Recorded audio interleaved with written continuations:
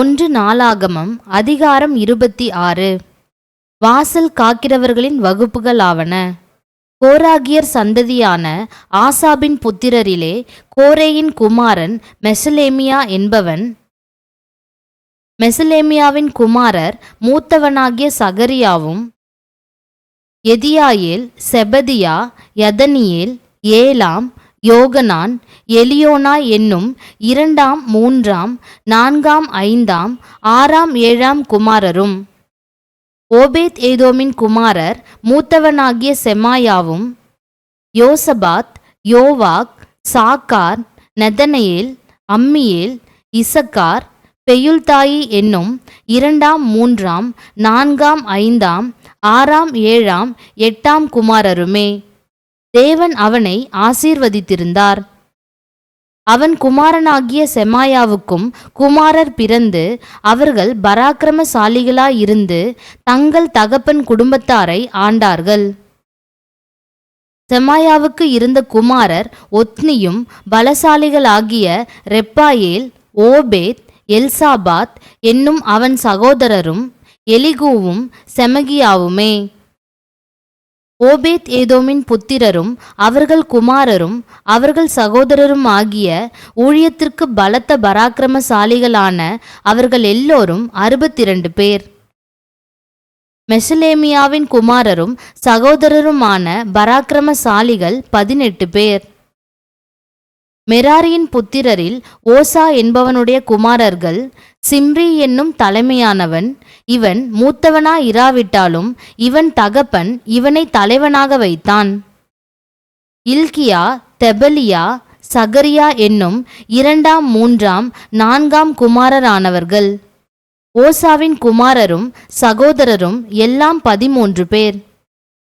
காவல்காரரான தலைவரின் கீழ் தங்கள் சகோதரருக்கொத்த முறையாய் கர்த்தருடைய ஆலயத்தில் வாசல் காக்கிறவர்களாய் சேவிக்க இவர்கள் வகுக்கப்பட்டு தங்கள் பிதாக்களின் குடும்பத்தாராகிய சிறியவர்களும் பெரியவர்களுமாய் இன்ன வாசலுக்கு இன்னாரென்று சீட்டு போட்டு கொண்டார்கள். கீழ்ப்புறத்திற்கு செலேமியாவுக்கு சீட்டு விழுந்தது.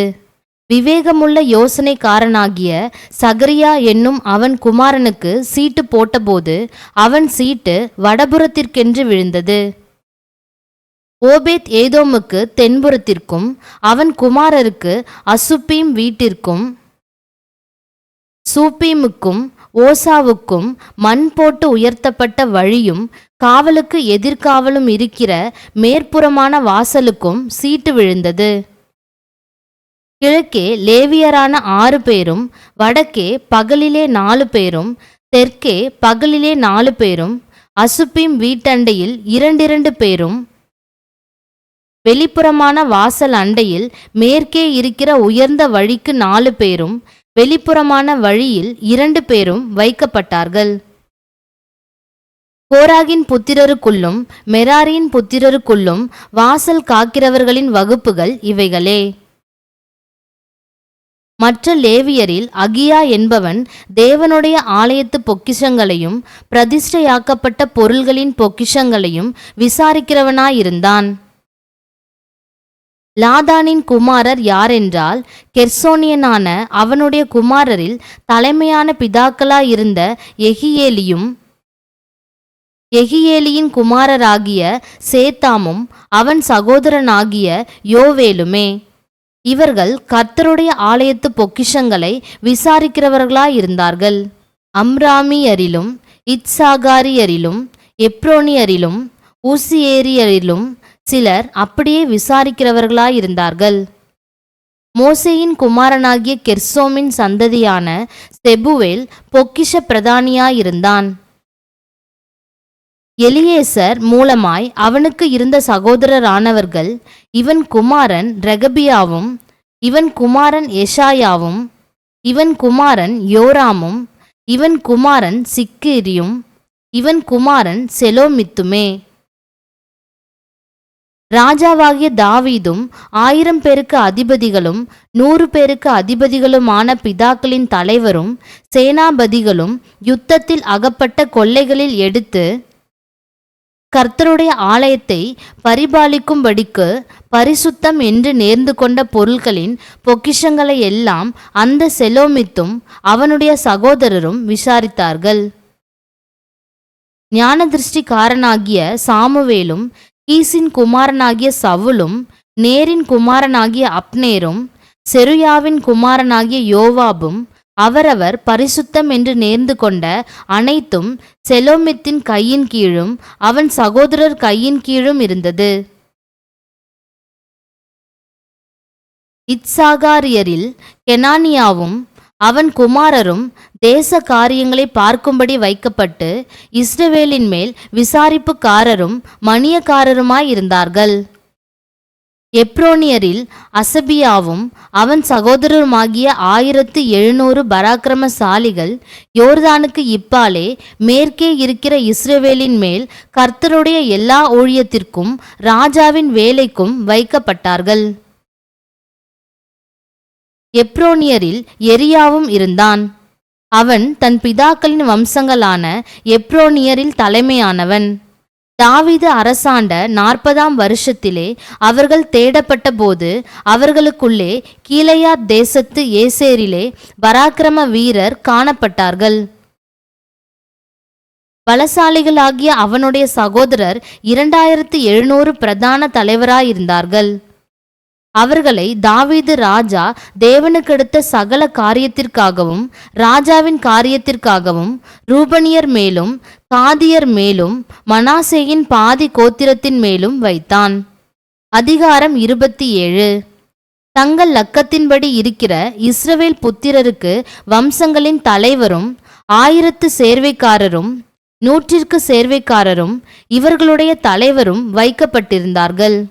இவர்கள் வருஷத்தில் உண்டான மாதங்களில் எல்லாம் மாதத்திற்கு மாதம் ராஜாவை சேவிக்கிறதற்கு வகுக்கப்பட்ட வரிசைகளின் படியெல்லாம் மாறி மாறி வருவார்கள். ஒவ்வொரு வகுப்பில் 24,000 பேர் இருந்தார்கள். முதலாவது மாதத்துக்கு முதல் வகுப்பின் மேல் சப்தியேலின் குமாரன் யஷொபெயாம் இருந்தான். அவன் வகுப்பில் 24,000 பேர் இருந்தார்கள். அவன் பேரேசின் சந்ததியாரில் சகல சேனாபதிகளின் தலைவனாயிருந்து முதல் மாதம் விசாரித்தான். இரண்டாவது மாதத்தின் வகுப்பின் மேல் அகோகியனான தோதாயி இருந்தான். அவன் வகுப்பிலே மிக்லோத் தலகர்த்தனாயிருந்தான். அவன் வகுப்பிலே 24,000 பேர் இருந்தார்கள். மூன்றாவது மாதத்தின் 3ஆம் சேனாபதி யோய்தாவின் குமாரனாகிய பெனாயா என்னும் தலைமையான பிரதானி. அவன் வகுப்பில் 24,000 பேர் இருந்தார்கள். இந்த பெனாயா அந்த 30 பராக்கிரமசாலிகளில் ஒருவனும் அந்த 30 பேர்களின் தலைவனுமாயிருந்தான். அவனுடைய வகுப்பை அவன் குமாரனாகிய அமிசபாத் விசாரித்தான். 4வது மாதத்தின் 4ஆம் சேனாபதி யோவாபின் சகோதரனாகிய ஆசகேலும் அவனுக்கு பின்பு அவன் குமாரன் செப்தியாவுமே. அவன் வகுப்பில் 24,000 பேர் இருந்தார்கள். 5வது மாதத்தின் 5ஆம் சேனாபதி இஸ்ராகியனான சம்கூத் என்பவன். அவன் வகுப்பில் 24,000 பேர் இருந்தார்கள். 6வது மாதத்தின் 6ஆம் சேனாபதி இக்கேசின் குமாரன் ஈரா என்னும் தெக்கோவியன். அவன் வகுப்பில் 24,000 பேர் இருந்தார்கள். 7வது மாதத்தின் 7ஆம் சேனாபதி எப்பிராயிம் புத்திரரில் ஒருவனாகிய ஏலேஸ் என்னும் பெலோனியன். அவன் வகுப்பில் 24,000 பேர் இருந்தார்கள். 8வது மாதத்தின் 8ஆம் சேனாபதி சாரியரில் ஒருவனாகிய சிப்பக்காயி என்னும் ஊஷாத்தியன். அவன் வகுப்பில் 24,000 பேர் இருந்தார்கள். 9வது மாதத்தின் 9ஆம் சேனாபதி பென்யமீனரில் அபியேசர் என்னும் ஆனதோத்தான். அவன் வகுப்பில் 24,000 பேர் இருந்தார்கள். 10வது மாதத்தின் 10ஆம் சேனாபதி சாரியரில் ஒருவனாகிய மக்ராயி என்னும் நெத்தோபாத்தியன். அவன் வகுப்பில் 24,000 பேர் இருந்தார்கள்.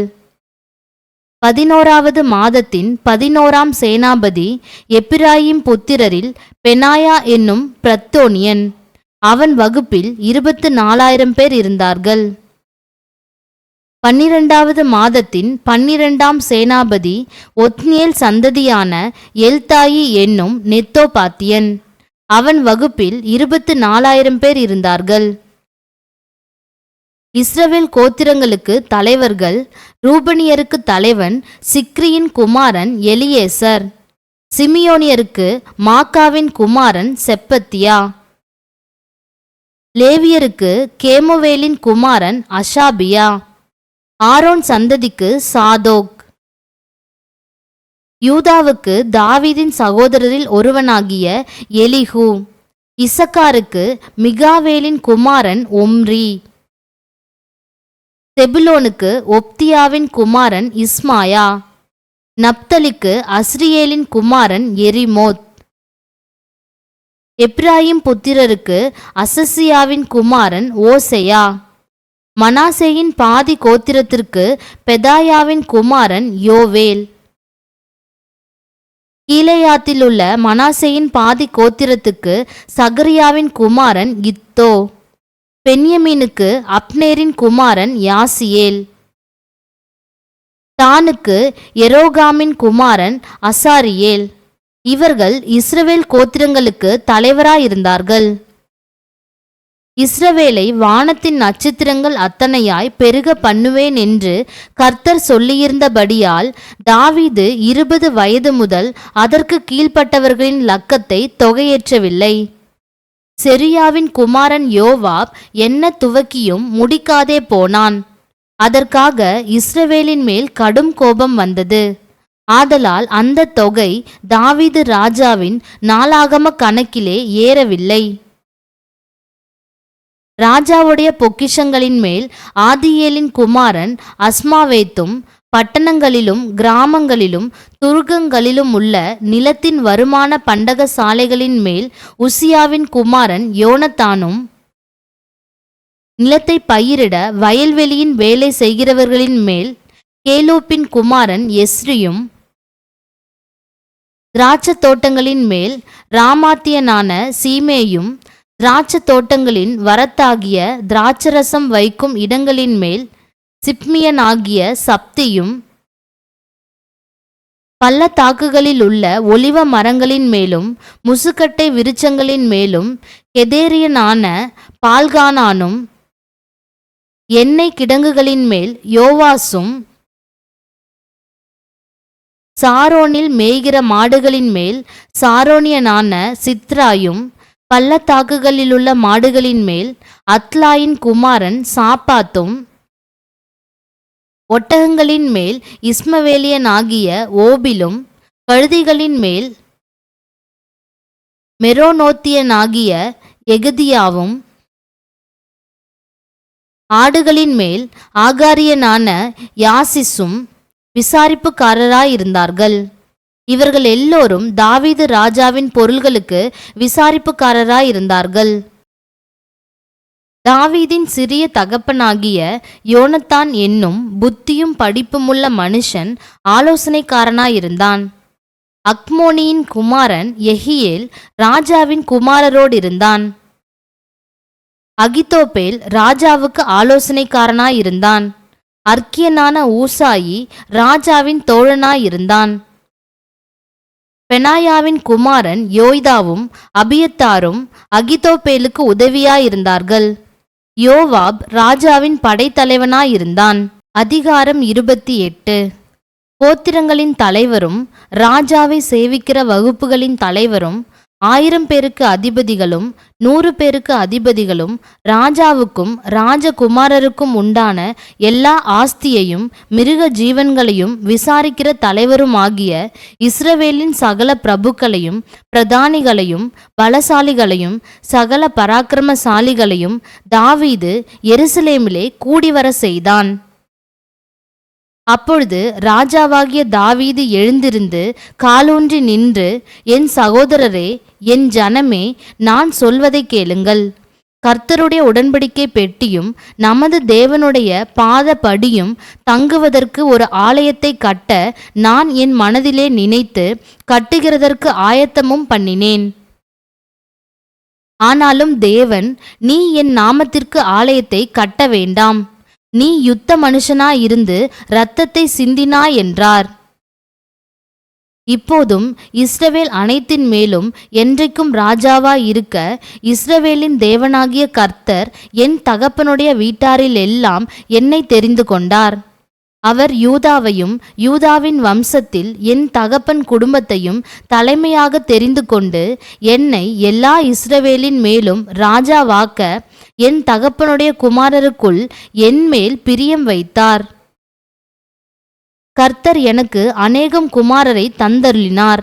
ஆனாலும் இஸ்ரவேலை ஆளும் கர்த்தருடைய ராஜ்ய பாரத்தின் சிங்காசனத்தின் மேல் உட்காருகிறதற்கு அவர் என்னுடைய எல்லா குமாரரிலும் என் குமாரனாகிய சாலமோனை தெரிந்து கொண்டு அவர் என்னை நோக்கி, உன் குமாரனாகிய சாலமோனே என் ஆலயத்தையும் என் பிரகாரங்களையும் கட்டக்கடவன். அவனை எனக்கு குமாரனாக தெரிந்து கொண்டேன். நான் அவனுக்கு பிதாவாயிருப்பேன். இந்நாளில் நடக்கிறபடியே அவன் என் கற்பனைகளின்படியும் என் நியாயங்களின்படியும் செய்ய உறுதியாயிருப்பானானால் அவன் ராஜ்ய பாரத்தை என்றென்றைக்கும் திடப்படுத்துவேன் என்றார்.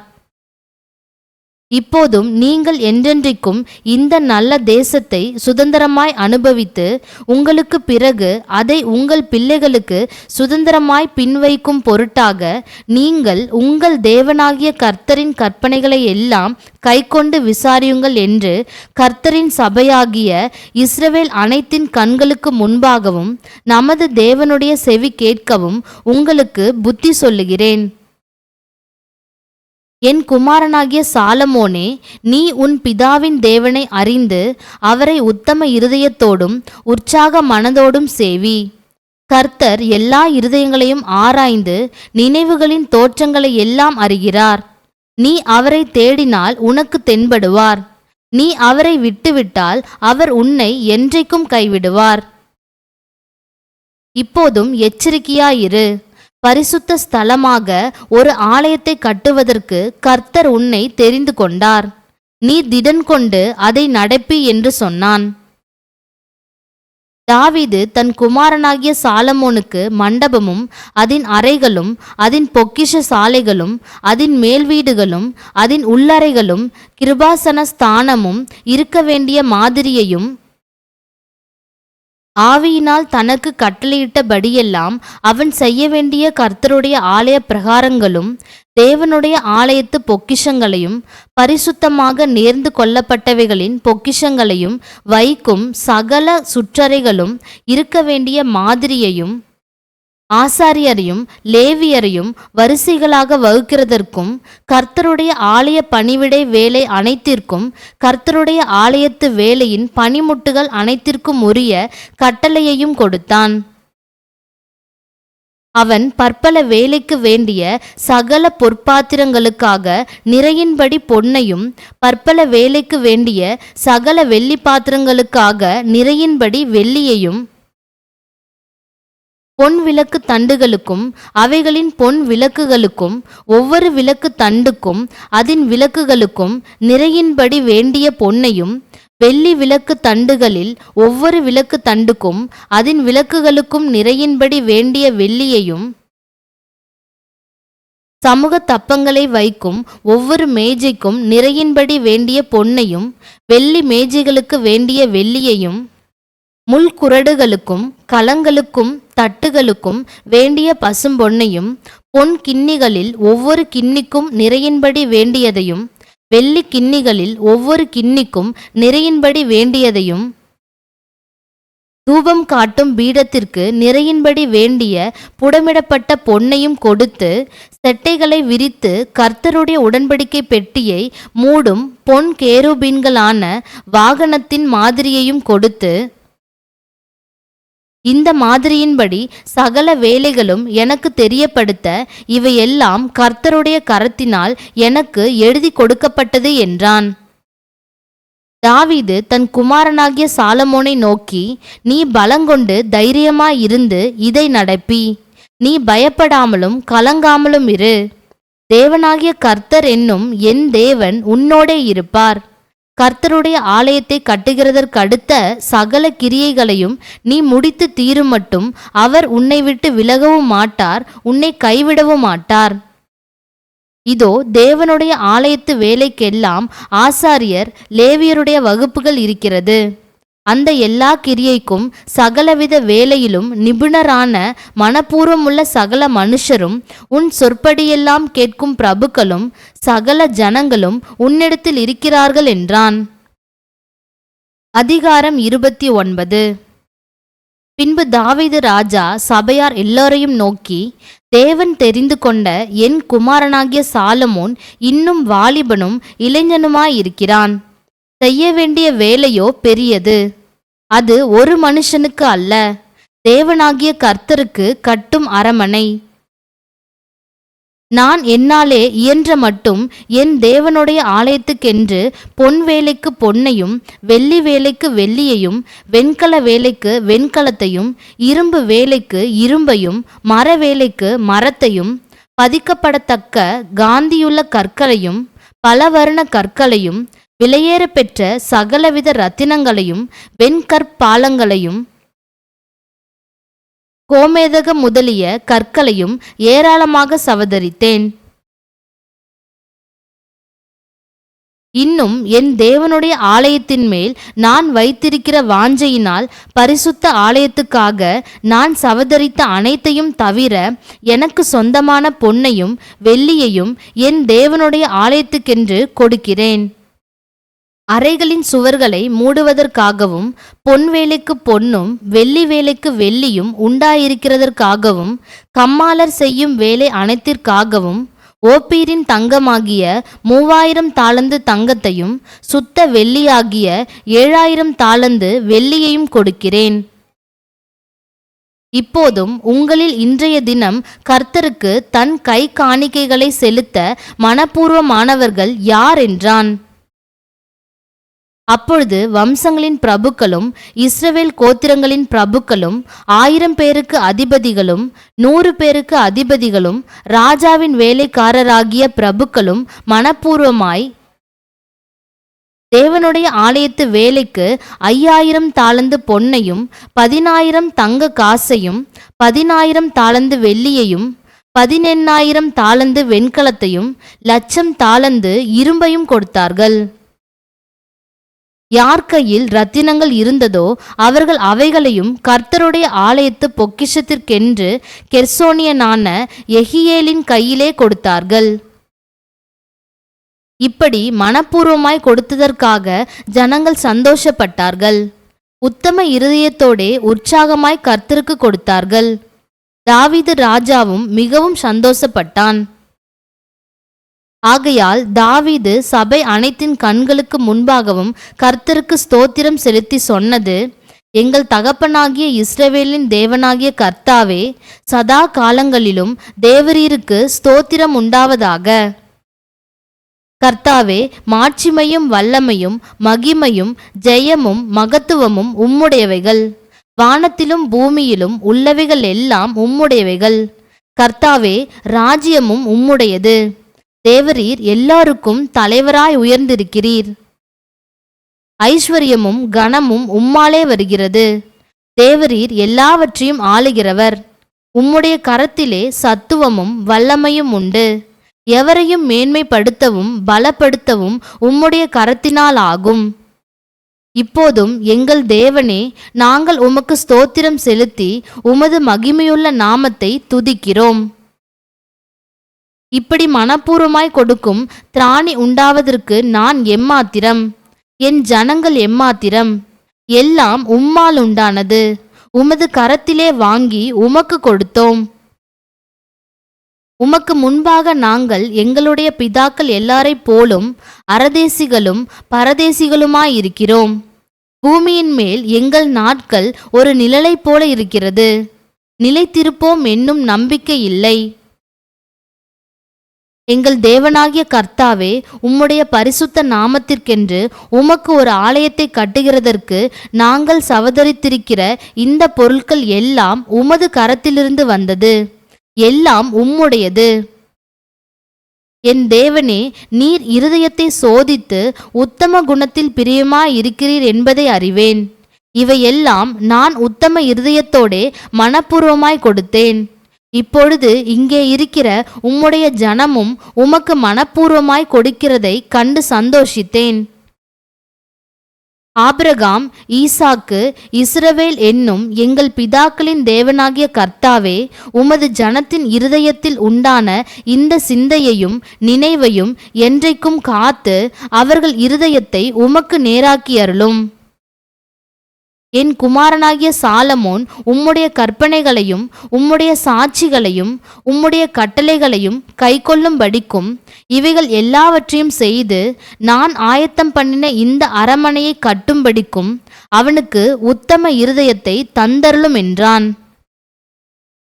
அதன் பின்பு தாவீது சபை அனைத்தையும் நோக்கி, இப்போது உங்கள் தேவனாகிய கர்த்தரை ஸ்தோத்திரியுங்கள் என்றான்.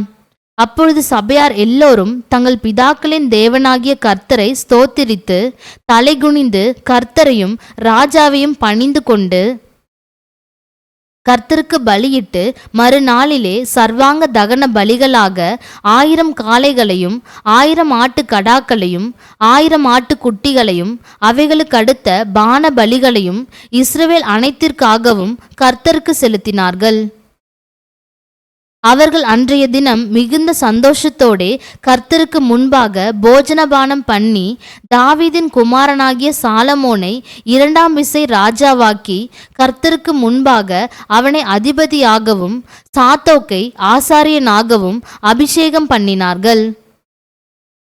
அப்படியே சாலமோன் தன் தகப்பனாகிய தாவீதின் ஸ்தானத்திலே கர்த்தருடைய சிங்காசனத்தில் ராஜாவாய் வீற்றிருந்து பாக்கியசாலியாயிருந்தான். இஸ்ரவேலர் எல்லோரும் அவனுக்கு கீழ்ப்படிந்திருந்தார்கள். சகல பிரபுக்களும் பராக்கிரமசாலிகளும் தாவீது ராஜாவினுடைய சகல குமாரரும் கூட ராஜாவாகிய சாலமோனுக்கு அடங்கியிருந்தார்கள். இஸ்ரவேலர் எல்லோரும் காண கர்த்தர் சாலமோனை மிகவும் பெரியவனாக்கி அவனுக்கு முன்னே இஸ்ரவேலில் ராஜாவான ஒருவனுக்கும் இல்லாதிருந்த ராஜரிக மகத்துவத்தை அவனுக்கு கட்டளையிட்டார். இவ்விதமாய் ஈசாயின் குமாரனாகிய தாவீது இஸ்ரவேல் அனைத்துக்கும் ராஜாவாயிருந்தான். அவன் இஸ்ரவேலை அரசாண்ட நாட்கள் 40 வருஷம். எப்ரோனிலே 7 வருஷமும் எருசலேமிலே 33 வருஷமும் ராஜாவாயிருந்தான். அவன் தீர்க்காயுசும் ஐஸ்வர்யமும் மகிமையும் உள்ளவனாய் நல்ல முதிர்வயதிலே மரணமடைந்த பின் அவன் குமாரனாகிய சாலமோன் அவன் ஸ்தானத்திலே அரசாண்டான். தாவீது ராஜாவினுடைய ஆதியோடந்தமான நடபடிகளும் அவன் அரசாண்ட விபரமும் அவனுடைய வல்லமையும் அவனுக்கும் இஸ்ரவேலுக்கும் அந்தந்த தேசங்களின் ராஜ்யங்கள் அனைத்துக்கும் நடந்த கால சம்பவங்களும் ஞானதிருஷ்டிக்காரனாகிய சாமுவேலின் பிரபந்தத்திலும் தீர்க்கதரிசியாகிய நாத்தானின் பிரபந்தத்திலும் ஞானதிருஷ்டிக்காரனாகிய காத்தின் பிரபந்தத்திலும் எழுதியிருக்கிறது.